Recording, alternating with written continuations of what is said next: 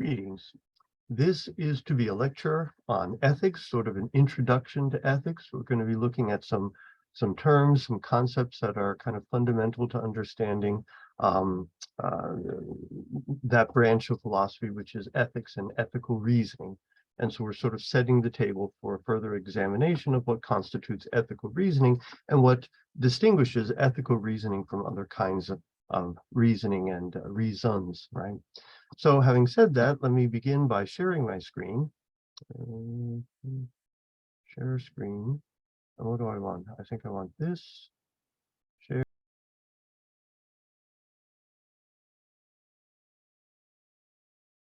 There we are.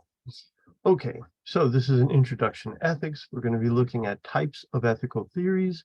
And then after that, we're going to be looking at a dispute coming to us from MetaEthics, which is a dispute between ethical relativism and ethical absolutism.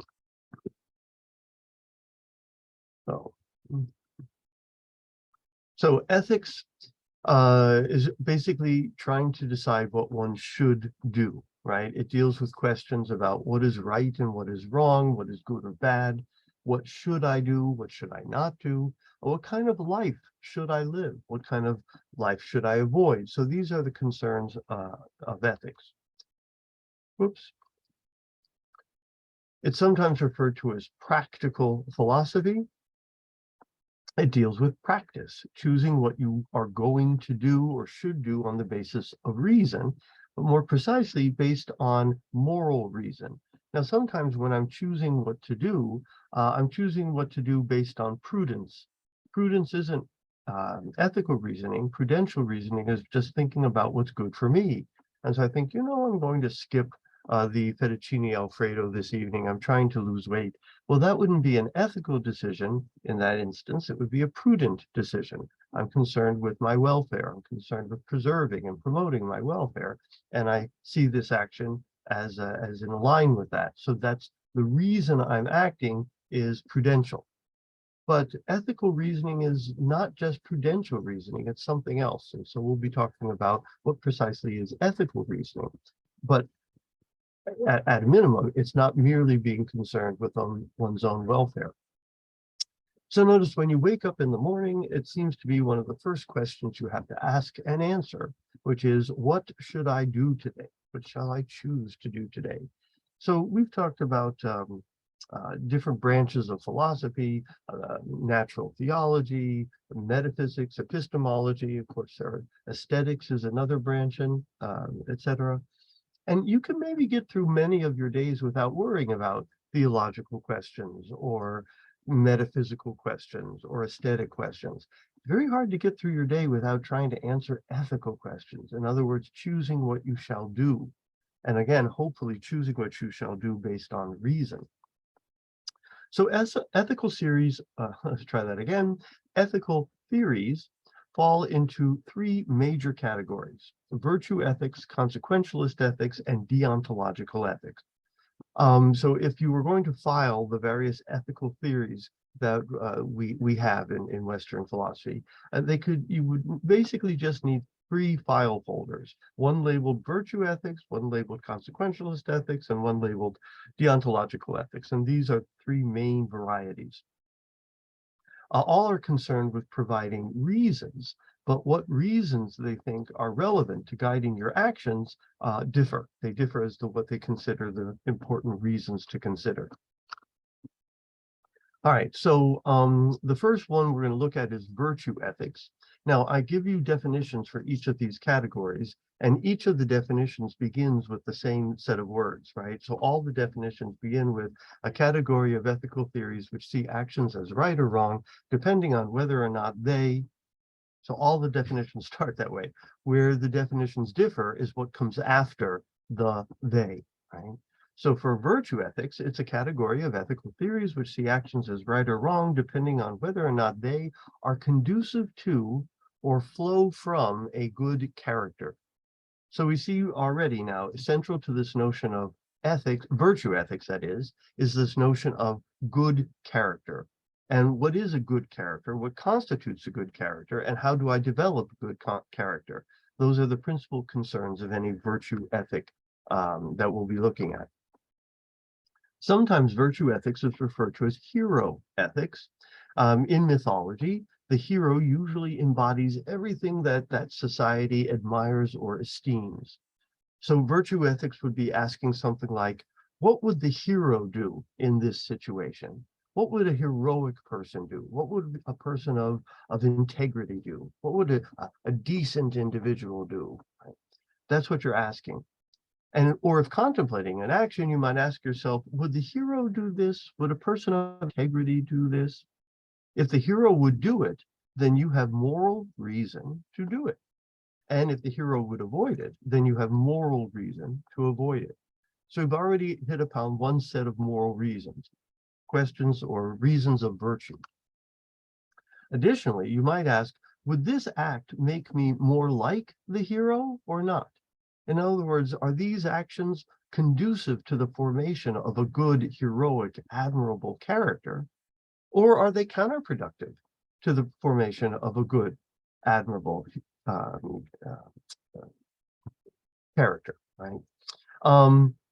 One should act in ways that are conducive to or flow from a good character or an ideal person, and one should avoid those things that are counterproductive to the formation of a good character. So not only do you ask, is this something the hero would do? In other words, does this flow from a heroic character? But also, is this conducive to the formation of a heroic character? Christianity is an example of a religious virtue ethics, not strictly speaking a philosophical ethical theory, though. According to this view, Jesus is the ideal, and we ought to be Jesus-like, and we ought to do the things that would help us be more Jesus-like, and generally to do what Jesus would do. So there was a very big fad is perhaps the wrong word, but there were a set of various artifacts that were produced, book packs, book bags, and backpacks, and bracelets, and cups, etc., with the letters WWJD on them. Some of you may even have these items. It's not as popular as it once was, but it was very popular for a long time. And the WWJD stands for what would Jesus do? And the idea there is that if Jesus is the hero, then you would use that as a guiding principle on what you do, right? You would choose your actions and then emulate the model, emulate the hero. Now, what makes this a religious and not a philosophical or secular virtue ethic is that it rests on faith that Jesus is the ideal. So if you said, well, why do you think Jesus is the ideal? Well, often these individuals believe that Jesus was divine, was God incarnate. And so he exemplified the very finest achievements and nature of humanity. Virtue ethics, but if you ask, how do you know that? How do you know he's divine? They would often basically say that's a matter of faith. That's something that they believe as a matter of faith. So given that it's a matter of faith, it puts it more in the category of a religious ethic than a philosophical secular ethic. Now, virtue ethic theories do not set some minimum standard below which one ought not sink, but rather they set an ideal goal that makes judgments relative to how close one comes to the ideal. So here, the imperative is not, well, here's the baseline, just don't go beneath it, and then you're okay. No, the thinking for virtue ethic is strive for excellence, strive for perfection. The moral imperative is, from this perspective, is not don't break the rule, but rather strive for excellence. Virtue theory is very often employed in professional ethics. For instance, in medical ethics, often there's various directives given to medical professionals, and what guides those directives? They think, well, what would an ideal doctor be like? Or what would an ideal nurse be like? What would an ideal medical professional of this sort be like? And you want to recommend those behaviors which are most consistent with the ideal, and you want to discourage those behaviors which are inconsistent with the ideal. Similarly, in legal ethics, you might ask, how would an ideal lawyer behave? Or what constitutes an action unbecoming a justice? Judges can be censured for behavior unbecoming a justice. And what does that mean? Well, it means something like that's just not the sort of thing that an ideal justice judge would do, a judge with integrity. It so happens that FIU does not have a specific rule outlining or prohibiting faculty from dating their students. But it certainly isn't the sort of thing that an ideal faculty member ought to be doing, in my view. And so I think what guides behavior there most often should be virtue. It's not a rule, but it is a character trait that we ought to strive towards. It's just not the sort of thing that an ideal instructor, an ideal educator would get involved with. It creates too many conflicts of interest and that sort of thing. Virtue ethic theories do not set some minimum standard below which one ought not sink, but rather they set an ideal goal that makes judgments relative to how close you approach the ideal. I think I said exactly that a moment ago. Oh, and I think I said this as well. Moral imperative from this perspective is not don't break the rule, but rather strive for excellence. Oh, I see why I backed up. There we go. Also, virtue ethics can be used to evaluate entire societies, where we might understand a society as being admirable and virtuous or less than admirable. Notice it is the fact that the US is the only modern Western nation to still employ the death penalty. But sometimes that fact is used as sort of evidence that we're not as virtuous as we might be. When this fact is offered as a criticism of the death penalty, the tacit premise is no civilized, meaning no virtuous nation employs the death penalty. Therefore, the suggestion is the US is not as civilized as it might otherwise be, and it's recommending that we discontinue the death penalty. Another example might be something like this, were I to say any compassionate, enlightened society would guarantee minimal health care to all of its citizens. Well, then the suggestion is that if we want to be a virtuous society, we should do precisely that. And of course, that's not a hypothetical, but presumably we ought to be a virtuous society. What are some of the problems with virtue ethics? Well, one problem that comes to mind immediately is what is the ideal, right? Giving the specifics of what is an ideal human, what is an ideal doctor, what is an ideal lawyer, what is an ideal instructor, what is an ideal society. So specifying the details of this ideal. Also, where do these standards come from? So even if I give you, well, here's the ideal and I spell it out for you, well, you're going to ask me, where did that come from? How do you know that's the ideal? What justifies this ideal against alternatives, competitors? It may be, now notice, this may in fact be a weakness if I'm trying to use virtue ethics to prescribe the behaviors for others. And I say, well, look, this is the ideal in my opinion, and you're not living up to the ideal in my opinion. Well, that person might say, yeah, so I'm not living up to your ideal. I'm not interested in it. Why should I live up to your ideal? But notice that's a moot point if what I'm doing is assessing my own behavior, right? Because notice if I say, well, I'm not living up to my own standards. Well, that's a problem then. They're my own standards, right? So using virtue ethics as a way of examining your own conduct, evaluating your own conduct, perhaps critiquing your own conduct, I think can be very convicting, very powerful.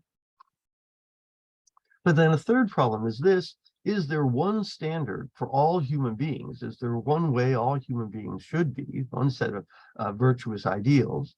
Or are there competing?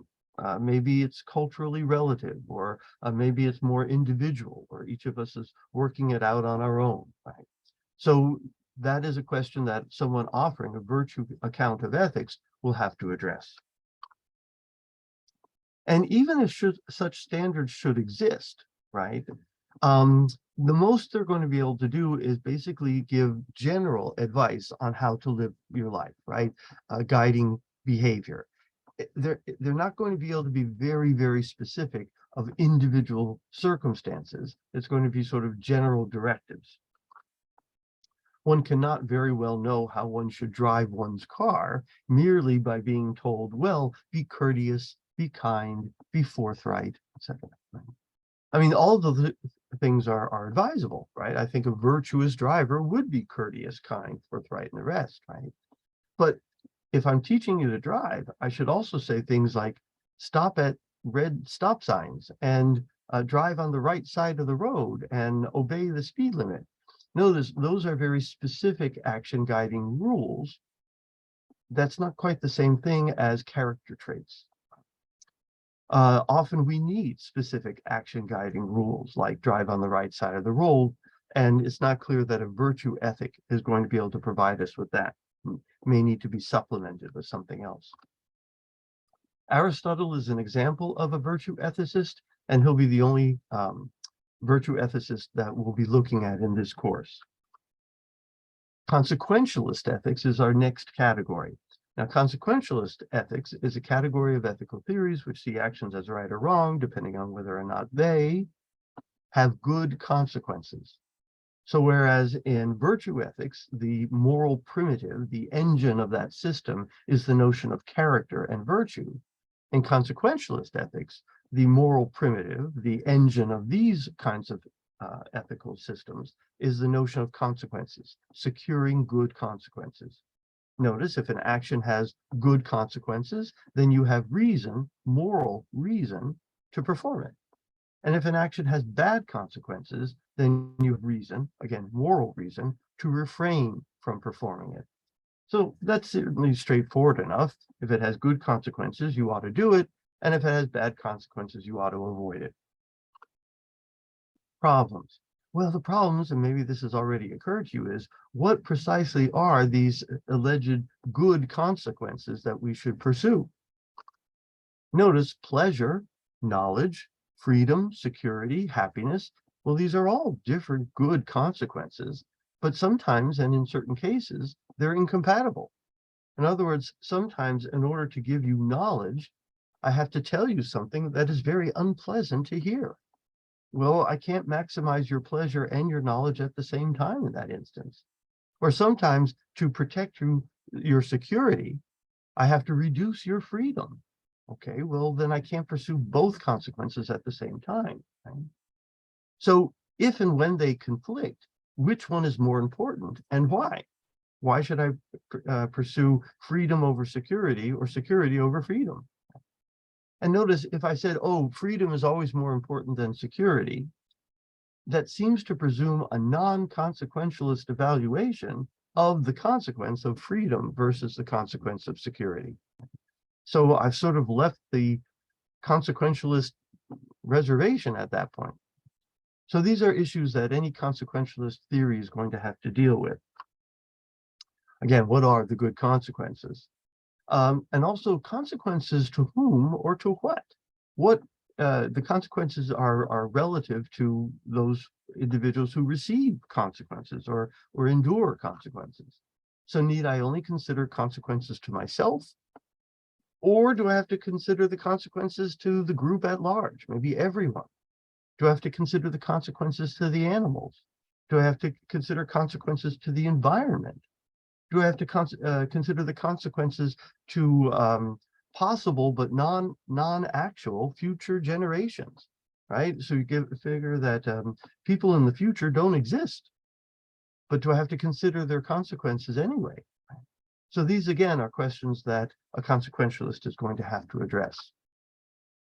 Now, what about when getting good consequences requires violating rights, duties, or other obligations? What if it turns out that I could learn a lot about a disease by secretly infecting people with that disease and then watching how it progresses?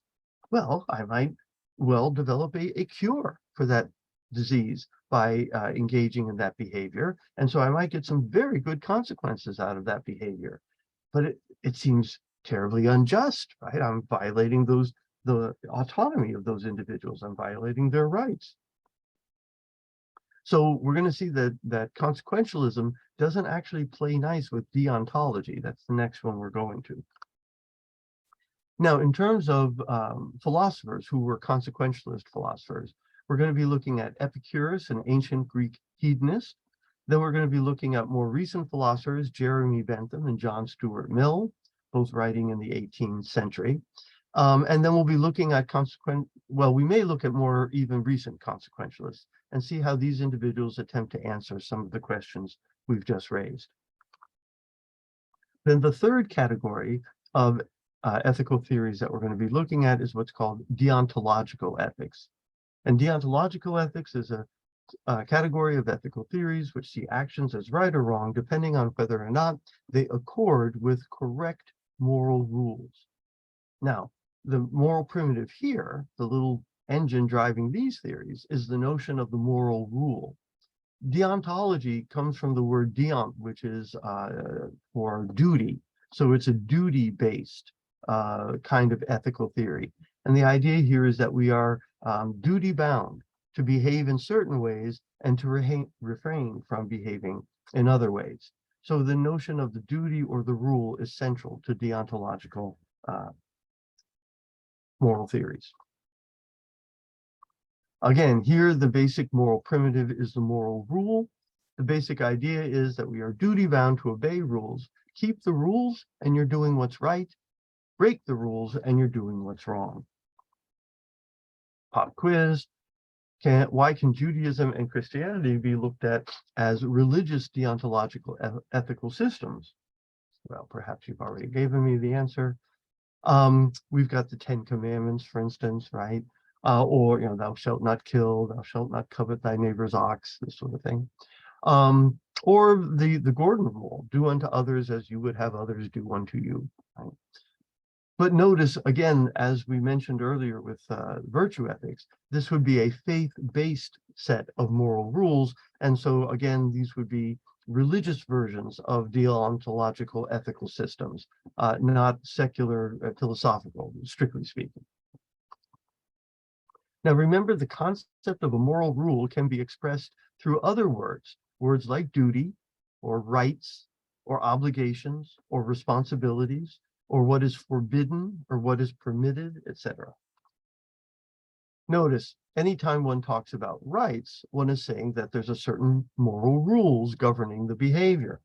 If I said I have a right to property, that's another way of saying the rule is you should not take my stuff.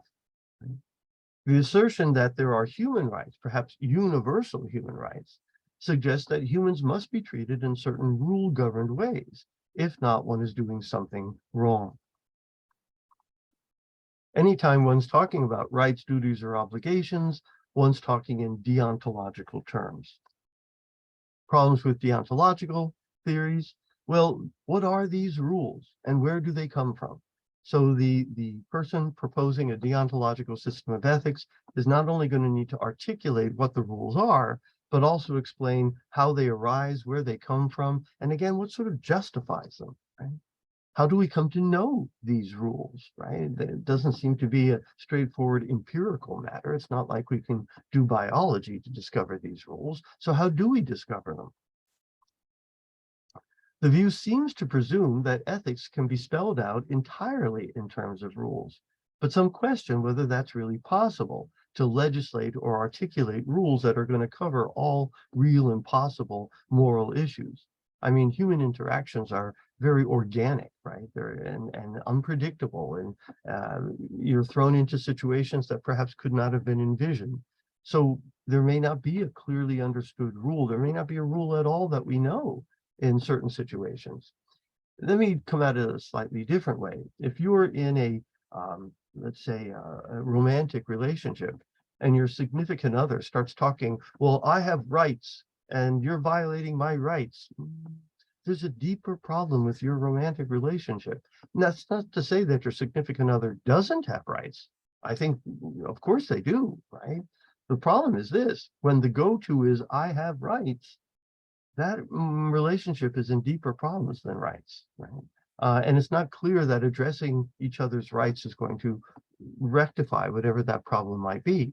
There was a short-lived pop psychological movement a number of years ago where it was families were encouraged to draw up contracts, and they would have a family contract, and the parents and the children would all get together and they would come up with this contract, and they would, by this contract, specify all of the duties and all of the responsibilities and all the rights of every member of that family, what they were required to do, what they were entitled to, et cetera, et cetera.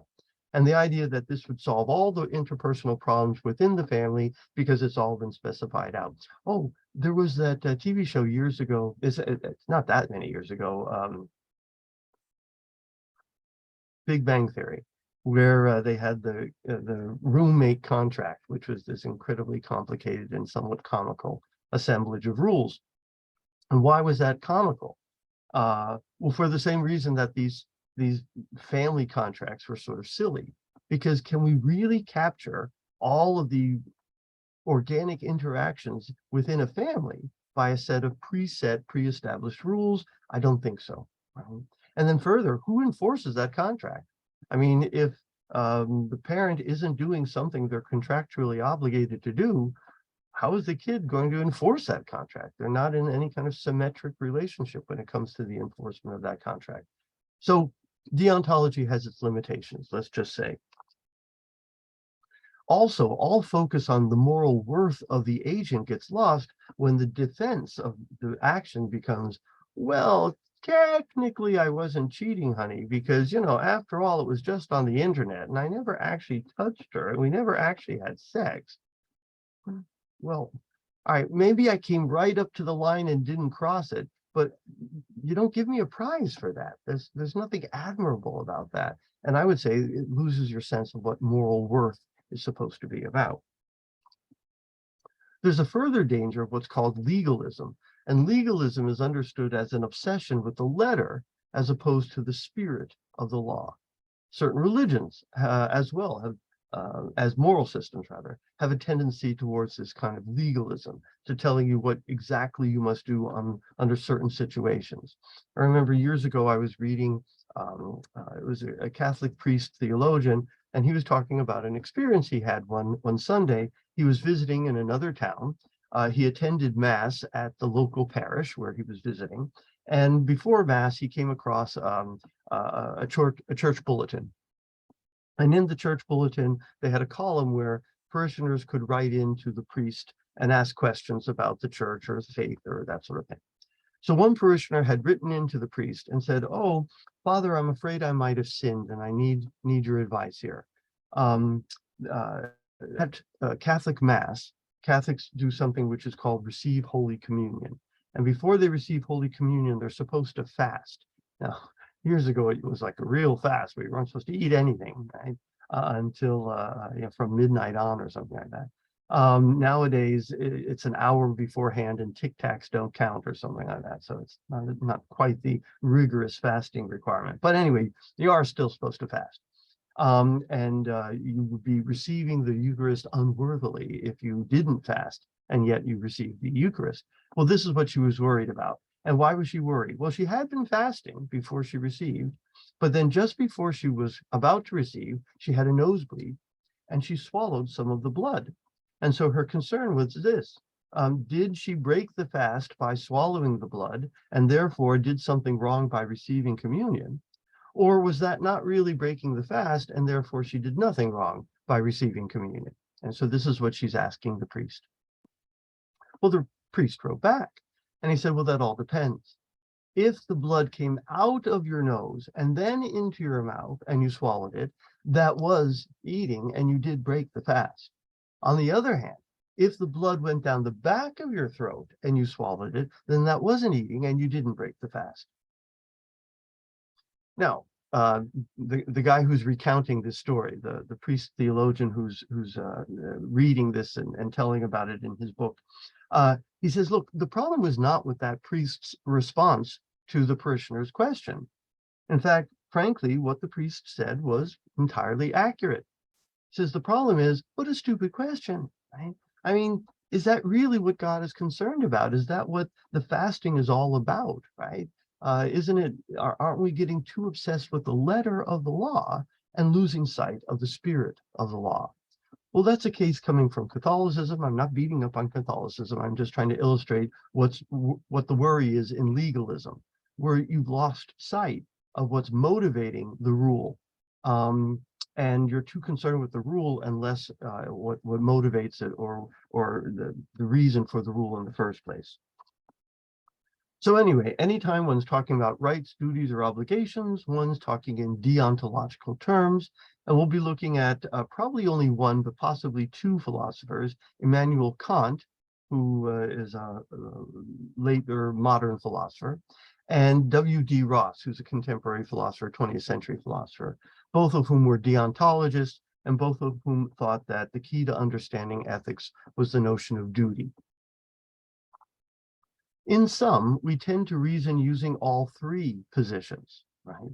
So when trying to make our way through the world, we consider consequences, we consider rights, duties, and obligations, we consider character, integrity, etc. So we consider virtue, consequentialist, and deontological aspects of the behavior. And I think this is just how we reason normally. And where these views converge, we have vast agreement, right? So if the behavior in question is something that's admirable and admirable people engage in, and it's something that has good consequences, and it respects rights and violates no rights, well, we praise it broadly, right? Take Mother Teresa of Calcutta, admirable woman. Her work had good consequences for the people she served, and she was careful to respect their autonomy and their rights and their dignity. And so we give her a Nobel Peace Prize, right? On the other hand, there was a woman years ago that she was in an acrimonious divorce with her husband, and she was very angry about the divorce. And so she strapped her two toddlers into her SUV and then drove it into a pond, and the kids died. And she told everybody that she had been carjacked by a black man in the community. Susan Smith was her name, I believe.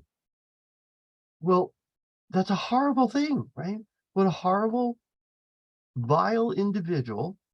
What terrible consequences to the children, to the community, to the husband. That's why she did it largely, is to get back at him. And violates rights. So everyone agrees this was a heinous act. It was terrible. There was nobody at the prison saying, free Susan Smith, up with Susan Smith. No, right? So broad universal agreement. But that's why. And why is that, though? Well, because the three perspectives converge in condemning or in recommending the behavior. Moral controversy happens most often when these viewpoints diverge. An action looks good from one perspective, but bad from another. Like the example I gave you about being able to cure a terrible disease, but having to secretly experiment on people without their permission. That's a controversy. The claim that there is no widespread agreement in ethics is a myth, and I believe this is supported by biased observation. For instance, our attention tends to be drawn to controversy and not to agreement, right? Channel 7 News isn't going to send the news crew down to tell you about 50 people who got together in a room and agreed. But if 25 people are shouting at the other 25 people, oh yeah, then they'll send the night team down to cover that. Well, we tend to have our attention drawn to controversy. Now, we're going to be looking at these perspectives as purist perspectives, right? Aristotle, who only recommends virtue and doesn't consider the other alternatives. Immanuel Kant, who really just talks about duties and rules and doesn't look at consequences or virtue. Well, that's not entirely true, but his main emphasis is going to be rules. And then Epicurus, Bentham, and John Stuart Mill, who look at consequences. So while we tend to think in all three modes, the ones we're going to be looking at will be looking at individual modes. On to the second and last half of this presentation, which is looking at ethics and meta-ethical views, and the meta-ethical views of relativism and absolutism. So let me just mention that ethical theories are theories that are supposed to tell you what you ought to do. So Kant is going to give you a theory that is going to tell you what you ought to do. Bentham is going to give you a theory that's going to help you figure out what the right thing to do is. Aristotle is going to give you advice on how you should live your life, et cetera, et cetera. So ethical theories direct your behavior, guide your actions. Meta-ethical theories are theories that are about ethical theories. So for instance, when I say ethical theories come in basically three varieties, that's not an ethical statement, that's a meta-ethical statement. In other words, I'm talking about ethical theories. So the next thing we're going to look at is a meta-ethical debate about the nature of ethics. And it's the debate between ethical relativism and ethical absolutism. So I'm going to define them in the following way. Ethical relativism is a theory which states that there are no absolutes. Try that again. Ethical relativism is a theory which states that there are no absolute principles by which to adjudicate, that just means decide between, competing ethical systems. Ethical absolutism, by contrast, is a theory which states that there are absolute principles by which to adjudicate competing ethical systems. Now notice, as I have defined them here, they are diametrically opposed. One cannot be an ethical absolutist and an ethical relativist at the same time. The relativist is denying precisely what the ethical absolutist is asserting. Either there are absolute principles or there are no, but you can't say, well, both. It doesn't work that way. By the way, I do not distinguish the words ethics and morality here. I'm going to try to use the word ethics exclusively, just so I don't confuse people. But if I talk about moral relativism, I mean exactly the same thing as I mean when I say ethical relativism. If I said she is a moral woman, she is an ethical woman, I don't mean anything different there, right? Or if I say that's a moral theory or an ethical theory, again, I don't mean anything different. I think in common parlance, we do use these words interchangeably, and I'm not stipulating any distinction here. But again, I'm going to try to use the word ethics just not to throw people off. However, I have a colleague that she does distinguish between ethics and morality. And she says, okay, look, when I use the word ethics, I mean this. And when I use the word morality, I mean that, right? And she does this as a stipulation, and it helps her make various points and talk about the relationships between different elements in society and sources of moral instruction and that sort of stuff. So it serves a purpose for her, but I don't have that need, and I don't make that distinction in this class. Now, I do distinguish between ethical relativism and cultural relativism. Cultural relativism is the view that different cultures have different ethical systems, but I don't take that to be a philosophical claim at all. That's simply an historical, anthropological, sociological claim, right? As a matter of empirical fact, it turns out that different cultures have different ethical systems, different sets of ethical beliefs, values, etc. Right? So I take that to be true, for one, and also not a philosophical claim. Right? But do not confuse the meta-ethical theory of ethical relativism with the descriptive anthropological theory of cultural relativism. All right, before talking about ethical relativism, I want to talk about some non-ethical examples of relative judgments, systems of relative judgments. And these are other systems of relative judgments you're already familiar with, and that'll make it easier to understand what the ethical relativist is claiming. So let's take fashion first, right? Let's say that one day I show up to class, this week or something like that, and I'm wearing a polyester mint green leisure suit with a nylon fake silk shirt and lots of gold chains. Oh, and platform shoes. Is that fashionable?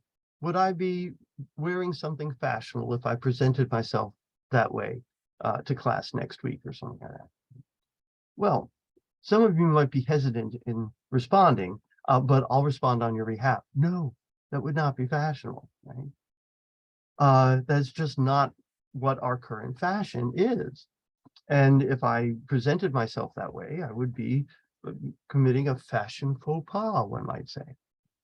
Was it always unfashionable to wear a mint green polyester leisure suit with a fake nylon silk shirt and lots of gold chains and platform shoes for men? No, it was fashionable at one time. I know, I was alive at the time. Right? That was fashionable. Google 1970s fashions for men. You might be horrified, but you'd also be educated to something, right? So notice it was fashionable in the 1970s, but it's not fashionable now. Right? So I want to make a couple of points here. There is such a thing as fashion truth.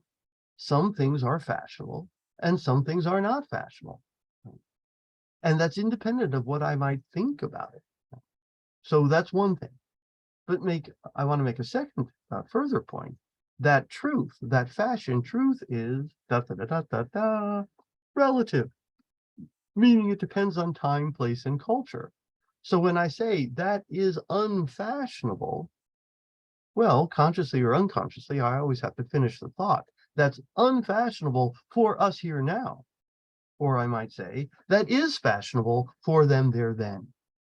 And if some of you were hesitant about telling me my mint green leisure suit was unfashionable, you might have had precisely that in mind. You might have been thinking, well, okay, for us, that wouldn't be fashionable, but there was a time and place, and you're quite right. So there is such a thing as fashion truth, but that truth is always relative. It's relative to time, it's relative to place, it's relative to culture. We literally dream up these rules, right? It has something to do with, I don't know, Paris runways and Milan and Madrid and celebrities and maybe Beyonce or, I mean, so it's an interesting question. How is it that what is fashionable comes to be fashionable? How does it cease to be fashionable? I think those are all interesting questions. But notice a couple of things. Number one, I don't need to know what the answer to those questions are to know that things are fashionable and some things are not. And if I want to be fashionable, I have to go and find out what is the current fashion, right? I'm going to have to subscribe to GQ or Elle or Mademoiselle or one of these other publications and find out what's in this year, right? Animal prints, are they in? I don't know. Right? And not only do I need to find out, but if I care about being fashionable, I have to conform my behavior to the rules as created by and endorsed by society. Being fashionable means conforming to the fashion rules that society creates, endorses, and enforces. Right? And these rules change from time to time, and what was fashionable last summer may not be fashionable this summer. I don't know. Frankly, I'm not that concerned. But if I was, I know what I'd have to do. All right, so that's the nature of fashion. It's not subjective, right? I might say, oh, well, this is fashionable for me. Fashion doesn't work that way. I cannot, by sheer force of will, make something fashionable. If I could, I would probably bring back the platform shoes for guys because I'm short and I could use the height, right? But I can't. I can't make them fashionable, right? Now, maybe I mean this. I don't care about fashion. I like to fly in the face of fashion. Well, that's fine. But it doesn't change the fact that me wearing a mint green leisure suit with platform shoes tomorrow, next week, would be doing something unfashionable. Right. Notice the same sort of thing is going on with etiquette, right? There used to be a very fancy hotel. Well, there still is a very fancy hotel behind St. Pat's Cathedral in Manhattan. It was called the Helmsley Palace. I think it's called the New York Palace now. And one could take one's afternoon tea at the Helmsley Palace. It's a nice thing to do, right? So imagine one of you and I take you to the palace, New York Palace, what I think it's called. And we walk in for our 4 o'clock tea. And they said, would you care for harp or piano? Well, I don't know. I think let's do harp today. So they lead us to the harp room, and there the harpist is playing, and they seat us, and they bring us our tea, and they bring us our outrageously expensive biscuits. And then you take your tea and you pour it into the saucer, and you start drinking your tea from the saucer. Have you done something that is a breach of etiquette? Have you done something that one ought not do? It's impolite. It's rude. Well, hopefully you know, yes, you have done something. Because if you don't know that, I will not be taking you to the Helmsley Palace anytime soon. Right? One does not drink one's tea from one's saucer. Was it always impolite to drink your tea from the saucer? No, actually. That's what saucers were created for initially. You could take the scalding hot tea, pour it into the saucer, which had the greater surface area, it would cool more quickly and you could drink it. And this was perfectly appropriate in the 1700s. Right? I think George Washington at one point made the sort of metaphor that the Senate is the saucer into which the hot passions of the House of Representatives spills. Right? Again, giving it more time to cool off and or cooler heads prevail, supposedly.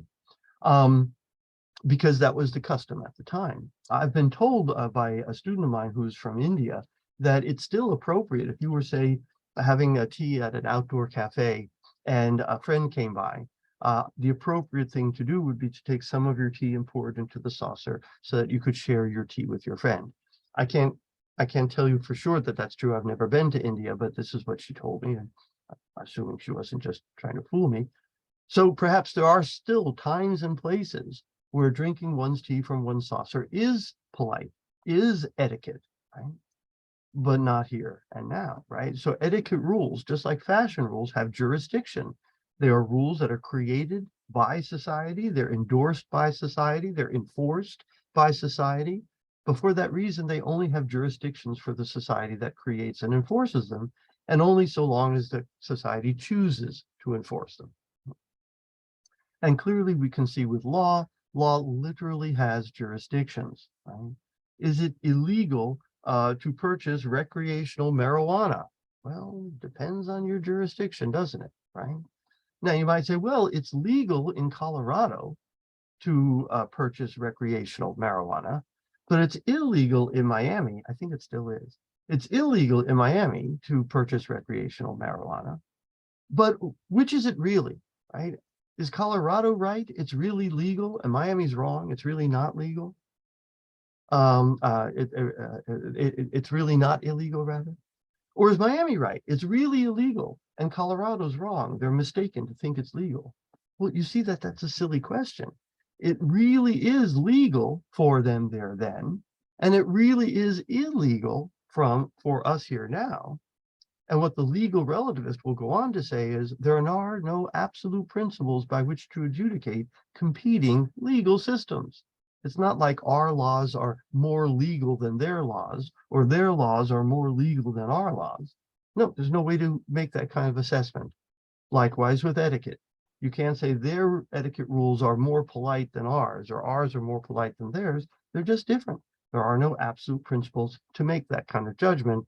And likewise with fashion. There are no absolute principles by which to adjudicate competing fashion systems.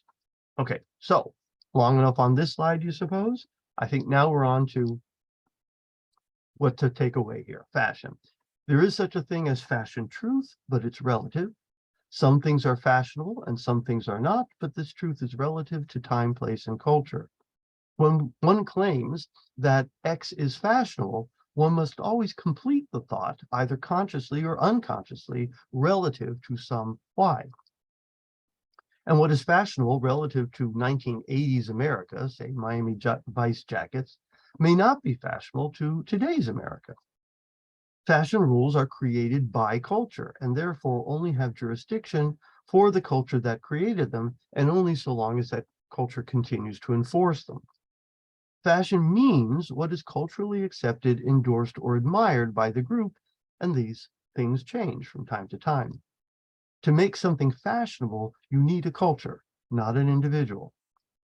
And if you care about being fashionable, you need to go and find out what the rules are and then conform your behavior accordingly. Note, it makes no sense to say, oh, I know that this culture thinks that's fashionable, but is it really fashionable for them? No, if they think it's fashionable for them, it's fashionable for them. If they think it's legal for them, it's legal for them. If they think it's polite for them, then it's polite for them. Notice what the relativist is not saying. It's not saying that nothing is really fashionable. No, of course, that's ridiculous. Of course things are fashionable, right? Just ask L or GQ. Notice they aren't saying what's fashionable for me may not be fashionable for you. That's not what the relativist is saying. If we belong to the same group, then the same rules apply to both of us. The fashion rules that apply to me are the fashion rules that apply to you. Now, you might say, oh, yes, but you're a 60-year-old man and I'm a 20-year-old whomever, right? So 20-year-olds, 60-year-olds, they don't dress the same, right? Fair enough. Maybe we don't belong to the same group, right? In this case, the rules that apply to me maybe are not the rules that apply to you, but that's because we don't belong to the same group. Now, that's a little bit of a tricky issue. How do you determine what group you belong to when rules apply? But we'll save that for a bit later. Well, even though everyone claims that's fashionable, wait, let's try that again. Even though everyone claims that this is not fashionable, my mint green leisure suit, for instance, this is fashionable for me. No, fashion doesn't work that way. One misuses the term to think otherwise. Right? All right, so notice the ethical relativist is saying the same thing about ethics, right? They think ethics works the same way. There is such a thing as ethical truth. Some things are ethical and some things are not ethical. But this truth is relative to time, place, and culture. When one claims blah, blah, blah is unethical, one must always complete the thought, consciously or consciously, relative to some why. That's not ethical for them there then. Or this is ethical for us here now. Nothing is absolutely ethical or absolutely unethical. And what's ethical for 1980s America may not be ethical for today's America. Again, ethics is created by culture. This is what they claim. And therefore, ethical rules only have jurisdiction for the cultures that created them, that enforce them, and only so long as the culture chooses to continue to enforce them. Fashion or ethics means what is culturally accepted, endorsed, or admired by the group, and these things can and do change from time to time.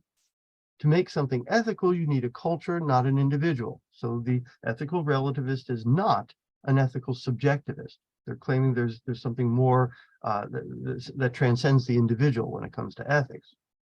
And if you care about being ethical, you have to find out what the ethical rules are, and you have to conform your behavior accordingly. And again, it makes no sense to say, oh, I know that that culture thinks what they're doing is ethical, but is it really ethical? If they think it's ethical for them, then it is ethical for them. Again, they're not saying nothing is really ethical. They're not really saying what's ethical for me is not ethical for you. And they're not saying that even though everybody says what I'm doing is unethical, it's not unethical. It's ethical for me, and it doesn't work that way. Now, if I were to say, well, I know that in the 1980s, those Miami Vice jackets were considered fashionable, and today we do not consider them fashionable, but what I want to know is, are they really fashionable or not? Who's right about this? The fashion relativists would respond, what a silly question. They really are fashionable for the 1980s, not just considered, and they really are unfashionable for us, not just considered, and there are no absolute principles by which to adjudicate competing fashion systems. But the ethical relativist is saying the same thing about ethics. Oh, I know that was considered unethical years ago, but today we consider it ethical now. But I want to know who's right. Is it really ethical like we think, or is it really unethical like they thought years ago? Well, the ethical relativist is going to say, what a silly question. It really was unethical for them there then, and it's really ethical for us here now, and there are no absolute principles by which to adjudicate competing ethical systems. I said that. The relativist believes that ethics is just like fashion in this respect. Ethical rules are created by society and only have jurisdiction for the society which created them. Further, there are no absolute principles to determine what is right and wrong. However, the relativist does not say that one makes up the rules oneself. If one cares about being ethical, one must find out what the rules are and abide by the ethical rules of society. One is bound by the same rules as others in that culture. And there are such things as moral truths, but they are relative depending on time, place, and culture, etc. Now, reasons for supporting ethical relativism. Well, widespread moral disagreement seems to suggest that maybe there is no objectivity to ethics. There is no fixed nature to ethical rules, etc. Because we've changed our mind over the centuries, and there's still a lot of disagreement from culture to culture even now, and there doesn't seem to be any universally accepted way of resolving these kinds of disagreements. So ethical relativism can tolerate that kind of disagreement, whereas a commitment to ethical absolutism seems to resist that kind of irresolvable disagreement. Second, it also seems to avoid ethnocentrism. Ethnocentrism is the unjustified use of one's own ethnic group's standards as the objective standards by which to judge others for no other reason than they are your own, right? So in other words, if you say, well, my culture is the right culture, and other cultures are correct only to the extent they approximate mine, well, that's a view called ethnocentrism, suggesting that yours is the only correct one, and everything else needs to be judged relative to you or your ethnic group or your ethnic culture. Right? It seems unjustified, seems prejudicial, and relativism would reject that, right? And then further, it seems to avoid imperialism, and imperialism is a particularly unpleasant companion sometimes to ethnocentrism. So not only do you think your culture's view is right, you think your job is to make everybody else abide by your view of what's right and wrong, right? It's the practice of imposing values, traditions, and practices on another culture by force and coercion. So this is the view of imperialism. Now, traditional philosophical ethical theories have been absolutist, and they have suggested that what is right regardless of time, place, or culture. Western cultures have often been imperialistic, trying to replace the native views, practices, and customs with their own, because they believed that it was in their job to educate and civilize people, right? So notice when colonizers came over to the North American continent, and they discovered indigenous individuals who had different religious practices, moral practices, marriage practices, etc. They didn't say, oh, let's celebrate diversity. No, they said, stop that, stop that, stop that. You're doing things the wrong way. You have to do the things the right way, and the right way is our way, right? And so our job is to educate and civilize you. Now, that view is very much criticized today. During the 20th century, groundbreaking work was done in anthropology, and one particularly prominent anthropologist, Margaret Mead, studied the natives of Samoa, and her work, now somewhat suspect, caused a big stir in the 1950s. According to her findings, the Samoans had very relaxed and tolerant attitudes towards sexual relationships, and this contrasted sharply with the sexual mores of Americans in the 1950s. But in addition to her empirical findings, describing how things happen to be over in Samoa, she also advanced the philosophical metaethical view that no culture's morals are morally superior to any others because there are no absolute principles by which to adjudicate competing ethical systems. So in addition to the cultural relativism, that's just the description stuff, she also advanced ethical relativism. It would seem to follow, if that's true, it would seem to follow that the proper or enlightened or cosmopolitan thing to do is not to try to change them, but to accept their cultural beliefs and to accept that they're simply different. This view is not really that new, relativism. I mean, granted, it perhaps became more prominent from the 1950s on in the United States, etc. But it goes at least as far back as the Greek philosopher Protagoras, who declared that man is the measure of all things. Or Hamlet famously says, for there is nothing either good or bad, but thinking makes it so, right? And we seem to draw up these measures, these rules, etc. But there are problems for ethical relativism. Oh, before going on to the problems, sometimes when I would be teaching this course in person, I would poll the class at this point and say, well, as I've laid things out, how many of you would identify as an ethical relativist? And you think that this is the correct view of ethics? And very often, the majority of the class, I think one time it was almost all but one person, accepted this as being the case, right? So it's a widely popular view. But now I think I want to point out what some of the problems with this view are, because they may not be immediately clear. For one thing, if ethical relativism were true, then we could not criticize cross-culturally, right? Going for the alliteration there, eh? But what if what that other culture is doing is a human atrocity, right? Grossly inhumane, such as genocide? True relativists would say that we can't criticize that culture if what they're doing is coherent with their own idea of morality, that they're following their own moral rules consistently. The most we could say is, oh, we wouldn't do that over here, right? Oh, killing all those people, wiping out that ethnic minority. Well, that's not something we would do over here. But isn't that an impossibly pale response to a moral outrage? Seems to me the answer to that is yes, it is, right? So that's an uncomfortable implication of ethical relativism. What do you do in the face of crimes against humanity? But second, if true, you couldn't criticize intra-culturally. What do I mean by that? Well, what if the majority of the culture believed that slavery is permissible? Historically, moral reformers, abolitionists, for instance, claimed that the majority was wrong, and they pointed to a higher standard to make their moral criticisms of their own culture's practices. But this is precisely what ethical relativism denies, the existence of such higher standards. Notice, if the majority of my culture claims that X is fashionable and you disagree, you're the one that's wrong. On a similar view of ethics, it would be the moral reformers who are making the incorrect moral judgments. Because if the majority says that institutionalized slavery is morally permissible, then it's morally permissible for them. Right?